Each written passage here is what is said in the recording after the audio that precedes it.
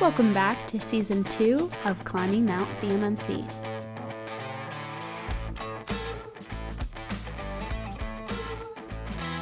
I'm your co-host, Kaylee Floyd, and today Bobby is joined by Matt Hoeper. Matt is the Senior Cybersecurity Consultant at Edwards Performance Solutions. He also happens to be the person that taught Bobby his CCP course. In today's episode, Bobby and Matt are going to be talking about how to prepare for a CCP test. We're so excited for you to join us for today's episode, and we hope that you enjoy. So today, everybody, what we want to talk about is just about the education of the ecosystem. Matt is probably one of the forerunners in that area, and his experience, as well as outside of education, just real-world practical experience, as well as teaching the material from the CCP as well as the CCA, which we'll get into that more. But I guess what I want to try to do is, just kind of lead in, Matt, from your experience working with Edwards, because at Edwards, you guys not only do education training on those certifications, but you guys also do other things as well, right? Mm-hmm. Yeah. So we are, to my knowledge, the only organization that lives in all four quadrants of the CMMC ecosystem: the licensed training provider, publishing partner, the RPO space. We have an RP on staff, and then the C3PO space. We went through our DIBCAC assessment in September of 22, I think. Yeah, September of 22. So. Yeah, I remember you guys talking about that.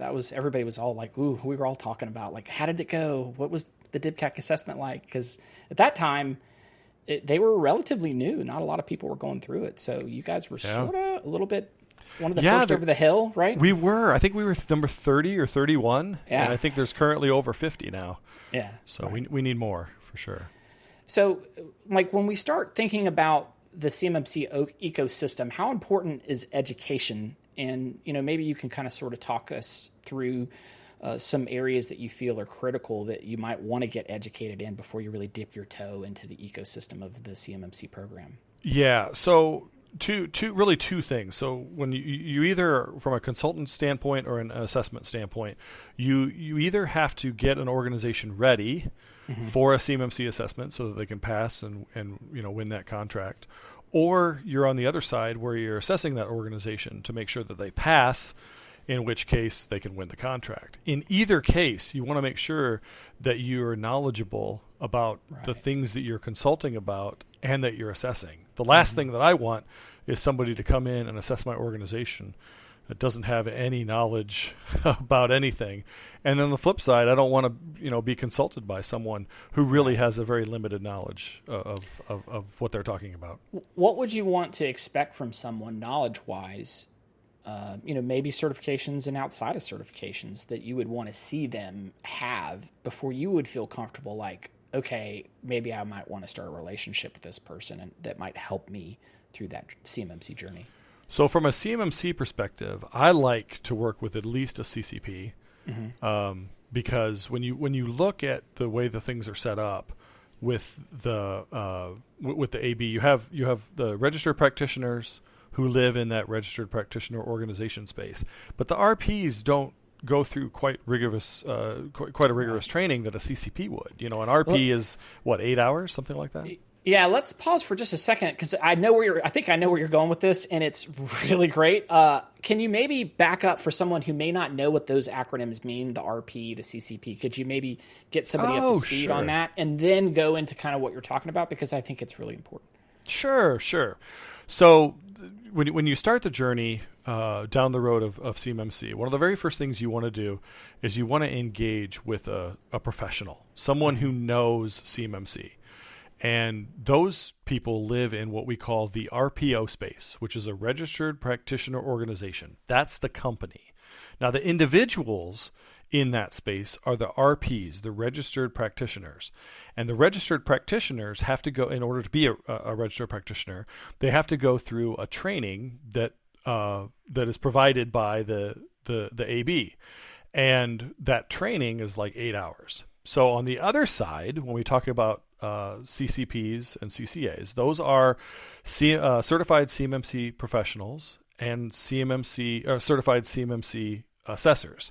They live in the assessment space under a guise of what we call a C3PAO, which is a CMMC third-party assessment organization.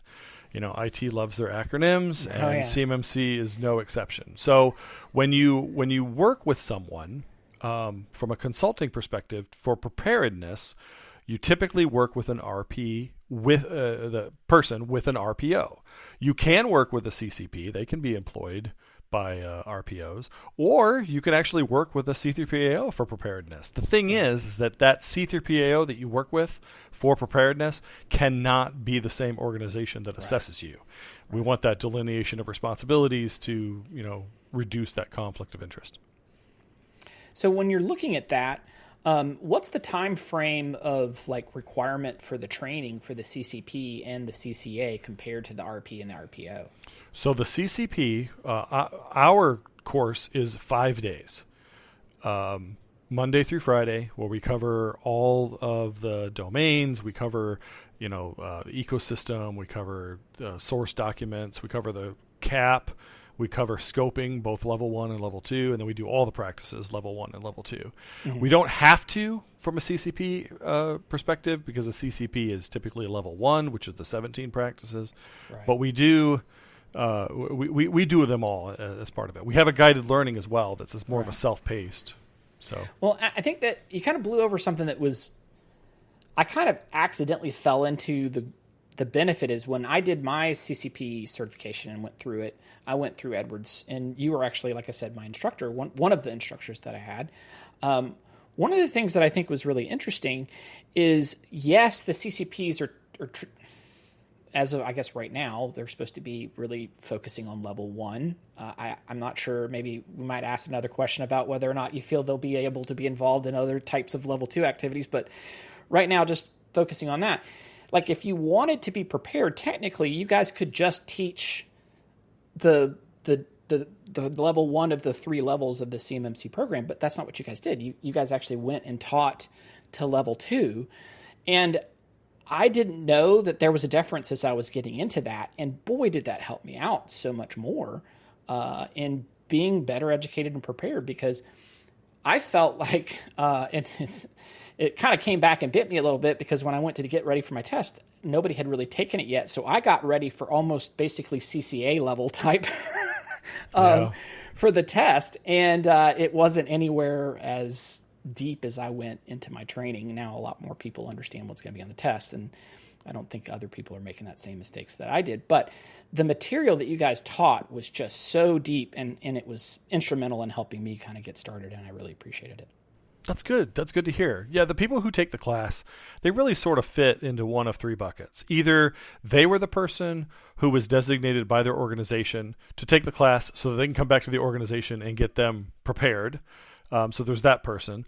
There's the second type, which maybe is from an MSP perspective or an MSSP, where they're going to get in that consultant space and they want to help organizations. Or the third one are the people who want to go on to be assessors. So it's really one of those 3 buckets. And we felt, as we were coming up with designing the course, we felt that we would go ahead and do the level 1 and level 2 stuff for a CCP to make them pretty well-rounded, because we really didn't expect that a lot of your consultants were going to go on to take a CCA course.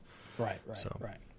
But I mean, a lot of the organizations that are going to be going for level 2 are going to need that overarching experience, and having someone with a CCP could be hugely helpful. And I guess what I'd like to ask you too is, for a managed service provider like myself, if someone was going to try to get into that space as a managed service provider, would you recommend that they get a CCP, or would you recommend them go into the RP and RPO type situation? What's your take on that? Well, I would recommend a CCP. I'm a little slanted in that. I just feel that the CCP is just given, because they have to take an exam.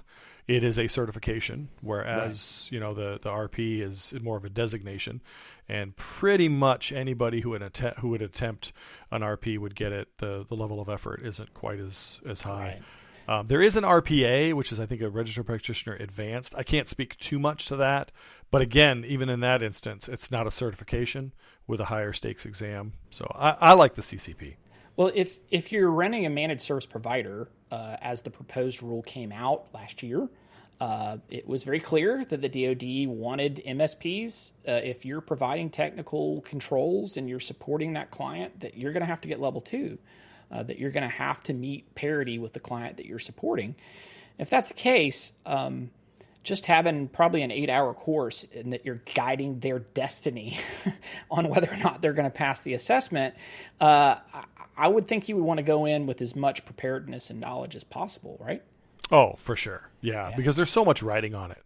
If you're an MSP and you're working with an organization that is looking to renew a $10 million contract that is probably the lifeblood of your organization, you need to make sure that you're getting the right information so that you can pass that assessment, because my goodness, failing an assessment and losing out on that contract, I mean, that's life or death for these organizations. So Right. Yeah. And as you're going through, working with organizations, trying to help them get prepared, the expectation is that you need to know what is going to be required for them to meet it.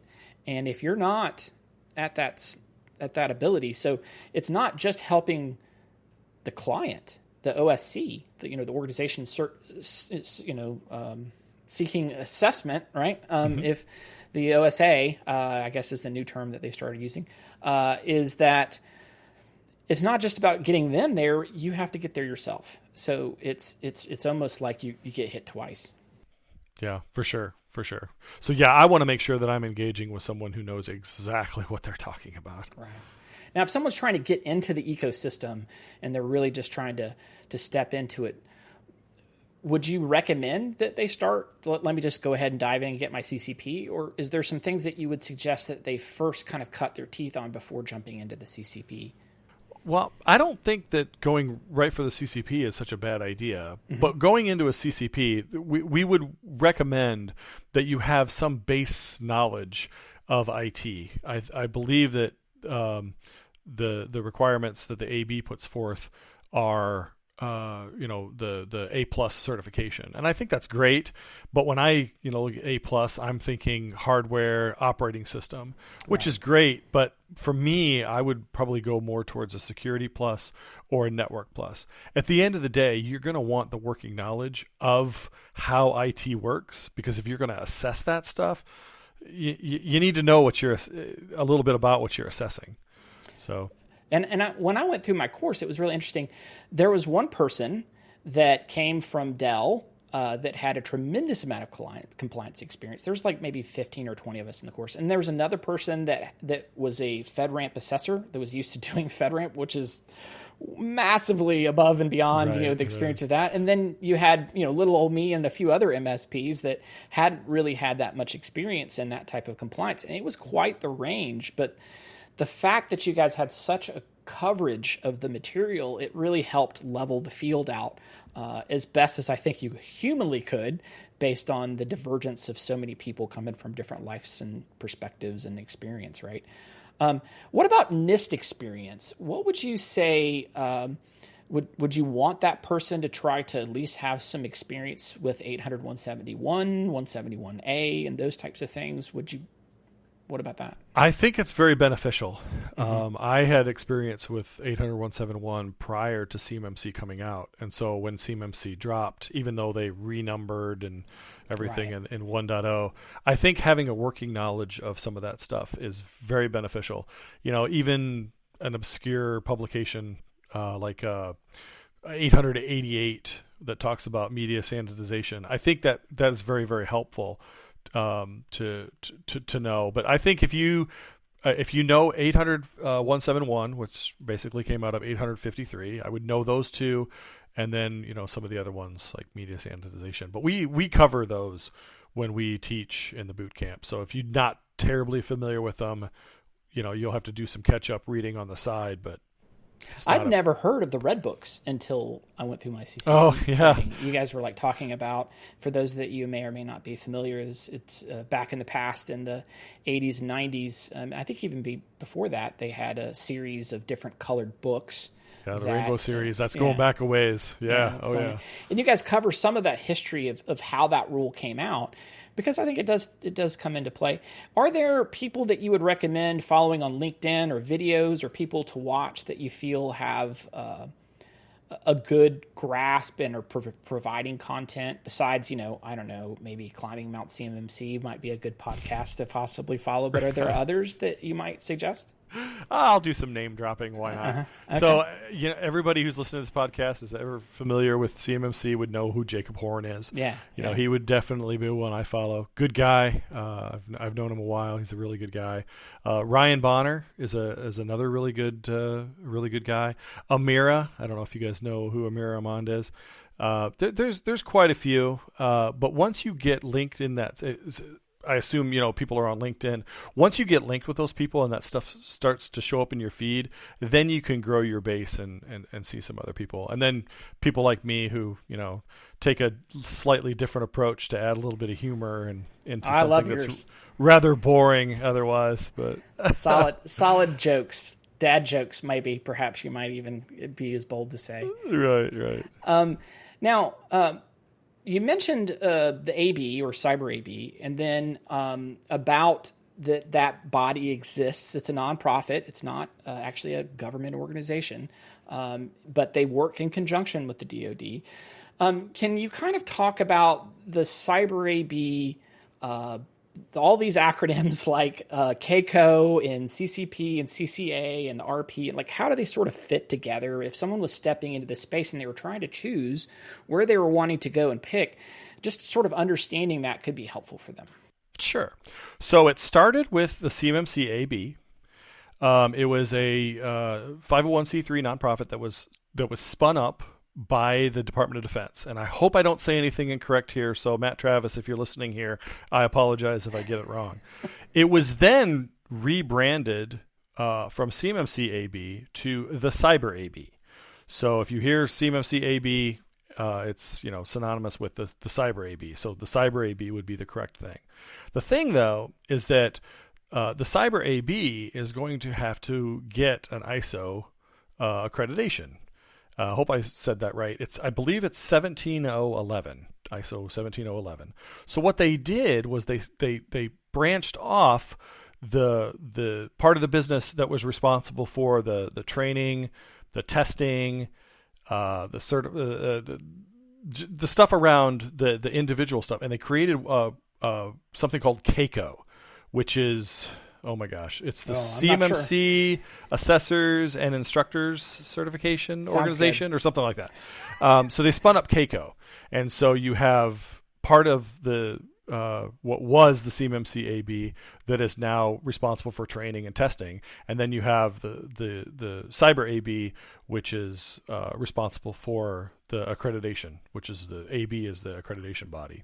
So. And the C3POs also answer to the Cyber AB as well. Yes. Right? Yeah. Right. Yeah. And I believe the RPOs do as well. Right. Because they're not certified. So they all kind of connect together as this and interestingly enough, in your course you guys do cover, you have some slides and things that cover sort of that evolution to try to understand where, like, kind of that you're in the mall, you are here kind of thing. Like, this is where you're at right now in the ecosystem, exactly. Which was really helpful for me as I was first coming in. I was just like, whoa,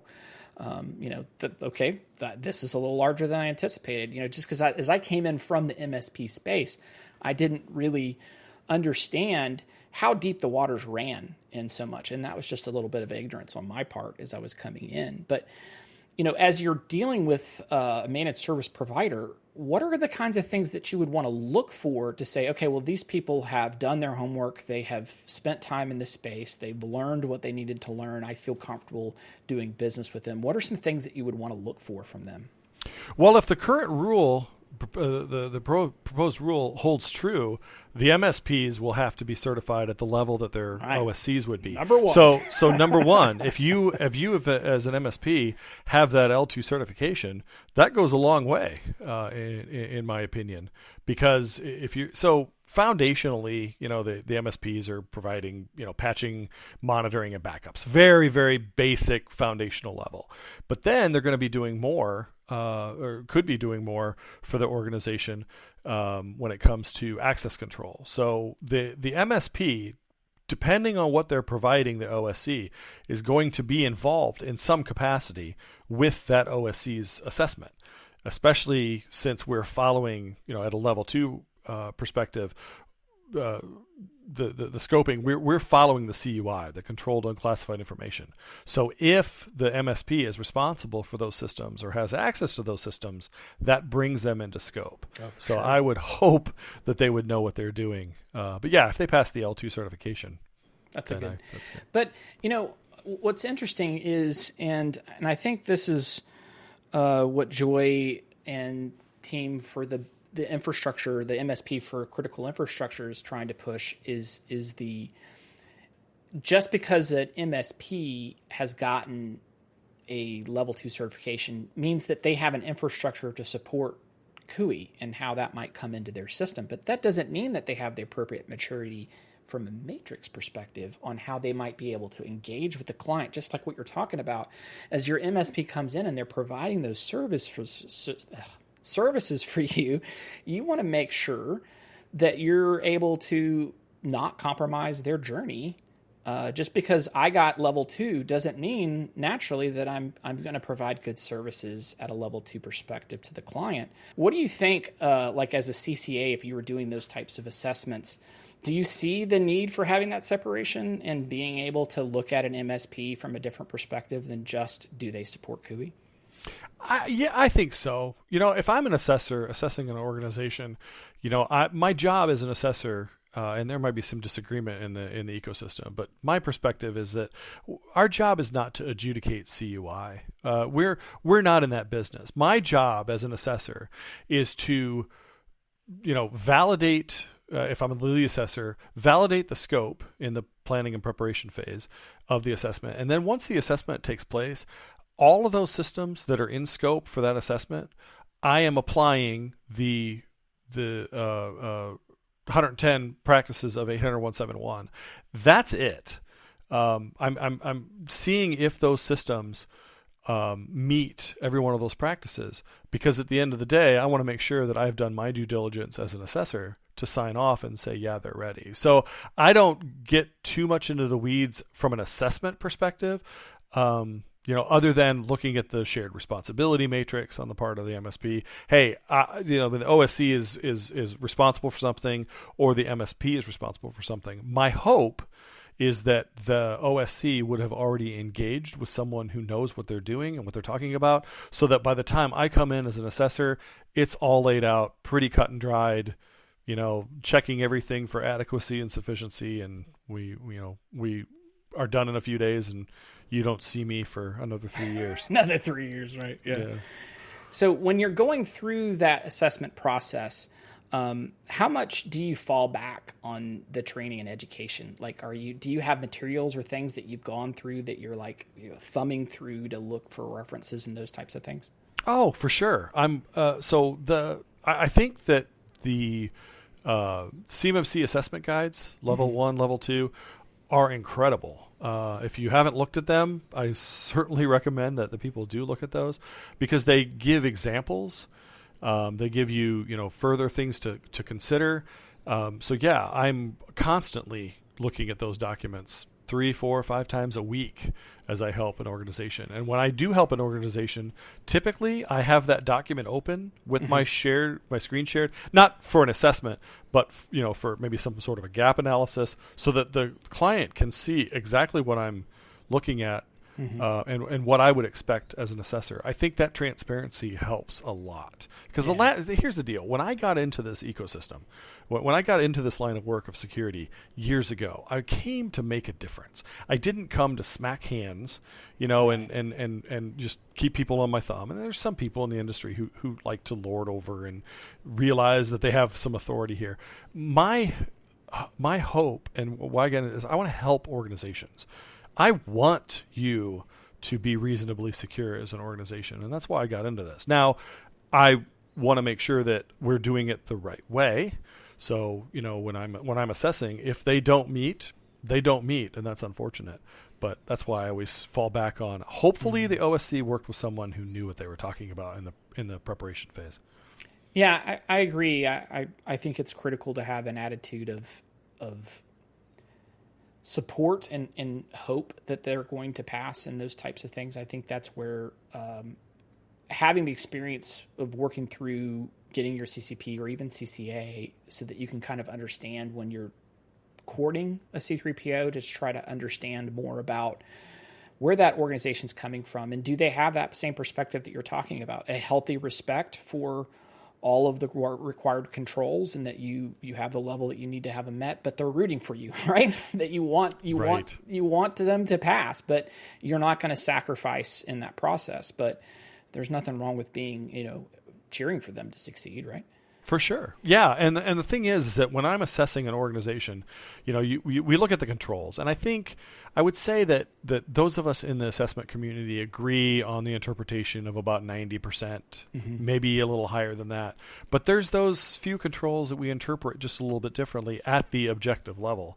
And so, what does it mean? And so when I look at a control, what does it say? What does it mean? And how do I apply it? And I think to pass an assessment, the bar is just a little lower, I think, than higher, because I'll give you an example. Like one of the controls talks about MFA. So if I walk into a situation with an organization and they have MFA enabled, but they're only prompted every 3 months or 4 months, as a security professional, I'm probably losing my mind over that. But as an assessor, did they do it?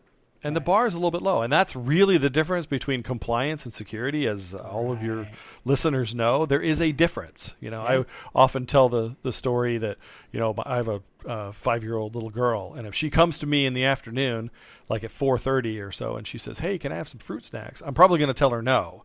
And the reason I'm going to say no is because I don't want her to spoil her dinner. But if I leave the room and I come back and she's eating an ice cream sandwich, and I look at her and I say, "Hey, I thought you said you couldn't have a snack." And she says, "You said I couldn't have a fruit snack. You didn't say anything about an ice cream sandwich." True. Technically, she's correct. So that's the difference between compliance and security. So a future CISO and right, or a lawyer, yeah, or a lawyer, or a lawyer. Yeah.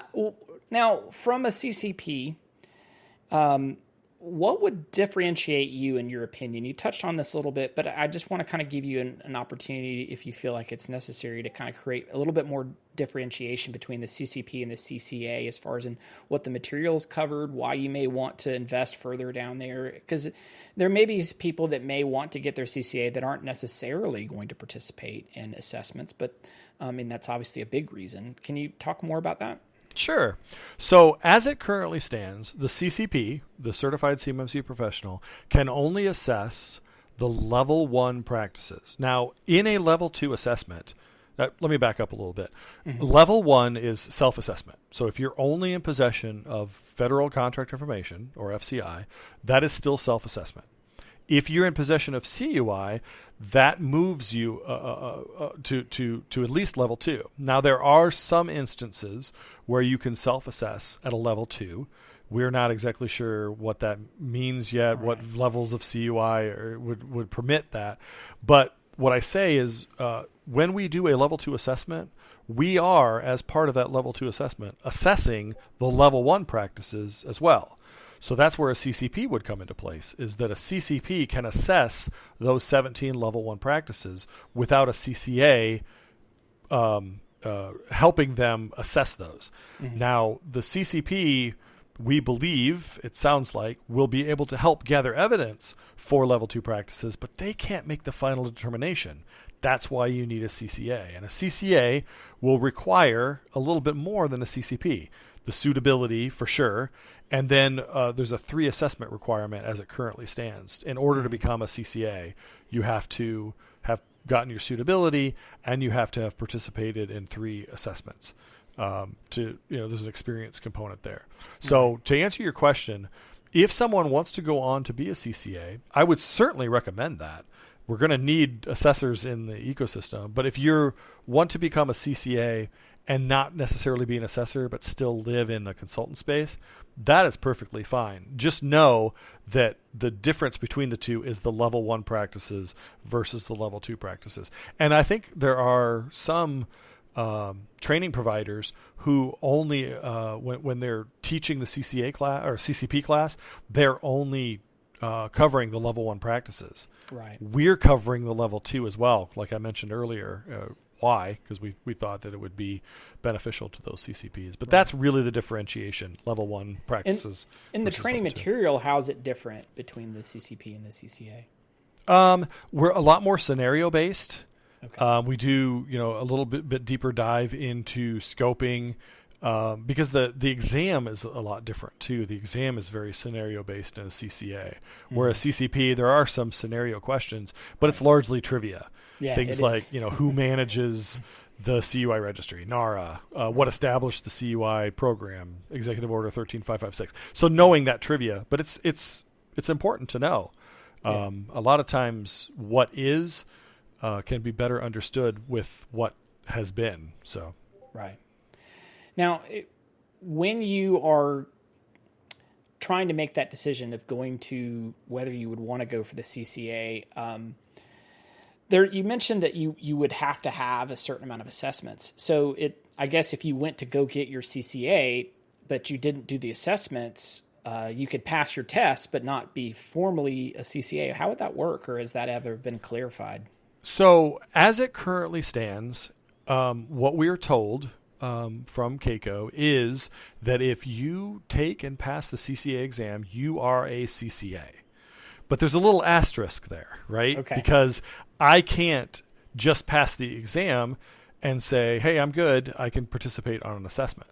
In order to participate on an assessment as a full CCA, you have to have passed suitability, which is filling out the SF-86, Standard Form 86, which translates to a Tier 3 suitability, and you have to have a 3 assessment requirement. But here's the thing. If all you do is take the class and pass the CCA exam, you will show up on the marketplace as a CCA, and you would have every bit as much knowledge as another person who has gone through it with the suitability and the 3 assessments, but you wouldn't have that experience component. But from a knowledge perspective, it would be pretty even. Yeah, good. That's good to know. Well, Matt, thank you so much for joining us today. It's great seeing you again, and as always, your passion for what you do is greatly appreciated. Thank you, man, and I appreciate what you do. You're living in the MSP space. I came from the MSP space, and you're always trying to do more with less.